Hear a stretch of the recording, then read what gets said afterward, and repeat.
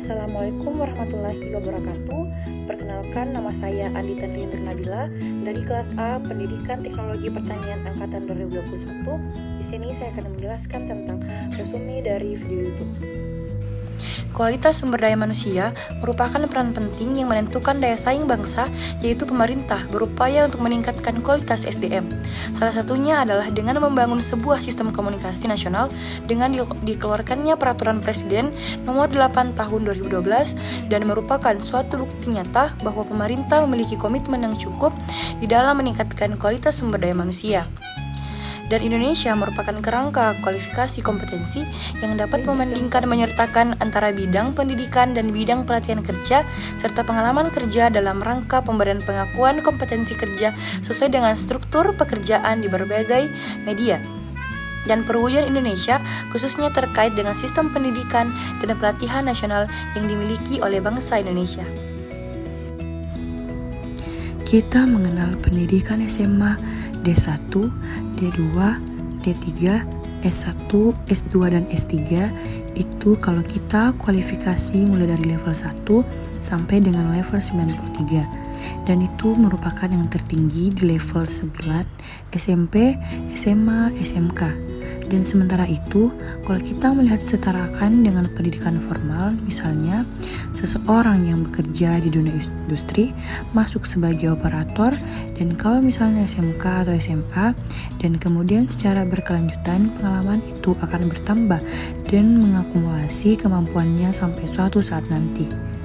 Pengalaman kerja, usaha seseorang yang sudah bekerja dan ingin melanjutkan studinya ke dalam jalur formal, maka yang dilihat dari hasil pembelajaran dia selama bekerja itu setara dengan pada level kualifikasi pendidikan formal seorang anak SMK yang kerja pengalamannya bisa menambah dan bisa diakui sampai dengan sekarang.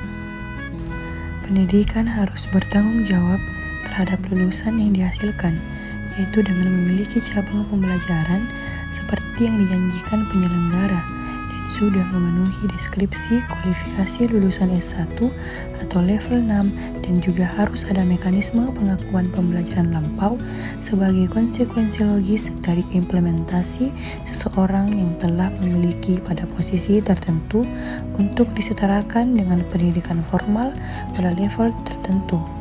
Dan kemudian juga akan dimungkinkan adanya perpindahan jalur atau pelatihan jenis pendidikan, dan seperti yang kita tahu adanya sekarang sistem akademi vokasional, maka sebagai kemungkinan sistem tersebut dapat membuat seseorang telah memiliki kasih atau berpindah jalur, dan meskipun sebenarnya itu merupakan sesuatu hal yang tidak diinginkan karena lokasi maupun pendidikan akademik itu sebenarnya mempunyai peran strategis yang terakhir dan sebagai sistem penjamin mutu di dalam pembelajaran itu harus sudah dimulai dari awal pembelajaran.